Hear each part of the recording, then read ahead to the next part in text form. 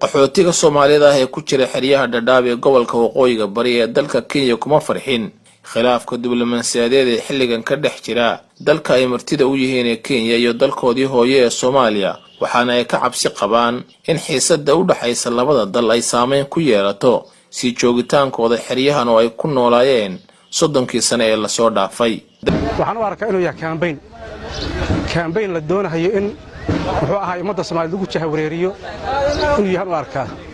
oo xilligeedii waa la joogaa campaign xilligiisa la joogaa marka in la yiraahdo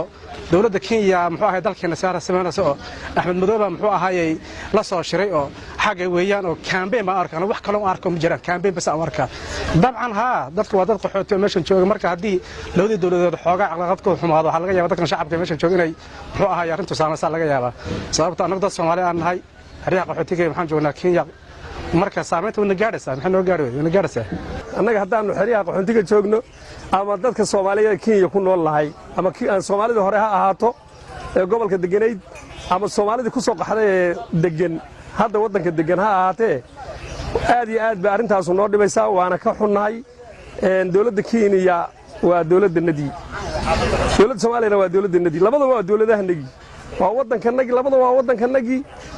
hal wadan baanu nahay xoogaa xuduudun baan dhex yaala hal wadan baan nahay marka inay khilaaf dhex galo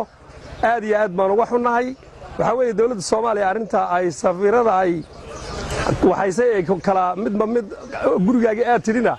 arrinta ay khalad tahay baanu aragnaa waxaanu aragnaa arrin annaga nagu dhibaateynaya dadka naga Soomaaliyeed ee Kenya jooga ee qaxoontiga arrin lagu bahdilahayo oo nagu dhibaateynayo oo dawladda aan la noolahay Kenya nalagu dirhayo oo rabeen annaga ay dib naga soo gaadho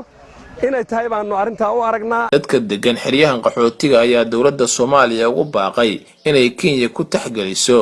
soo dhaweynta iyo martigelinta ay u fidisay khilaafka jirana wada hadal lagu dhameeyo. Kenya wala mid ma aha sida wadamada kale ee deriska ama Ethiopia ama wadamada kale oo la mid ma aha Kenya waa wada soo dhaweeyay Soomaalida waa wadan abaal weyn aan u hayno waa wadan ay u baahan macnaha xiriirkooda in la sii wanaajiyo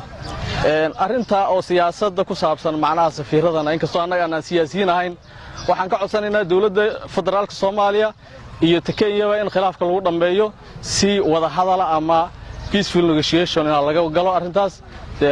ina wax walba la xaliyaan rajayna ka qaxooti ahaan anaga hadaan u nahay dadka Soomaaliyeed oo ku nool xerooyinka Dadaab qaasatan Kenya waxa weeyaan waxay nagu saameyn kartaa waxyaalo badan maadaama wadanka aan ka soo jeednay iyo wadanka aan joogno ee khilaaf u hareeyo Soomaalida ku dhaqan Kenya oo qaxootiga ku ah waxyaalo badan isku socodkii iyo waxyaalihii ay Kenya